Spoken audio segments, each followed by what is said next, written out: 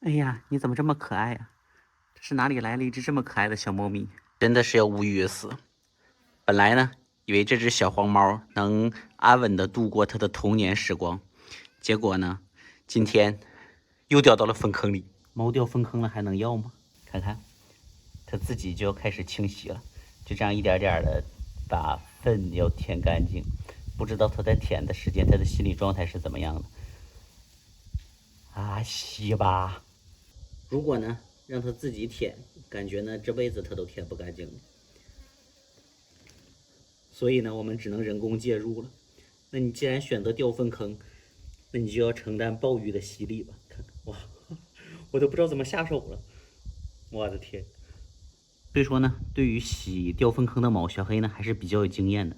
但是掉的这么彻底，掉的这么完美，掉的满身都是粪的猫，我的天！我感觉我也有点力不从心。洗吧，你真的是特别的优美。自从掉了粪坑之后，你看看它还在甩。哎，我都怕它甩到我的脸上。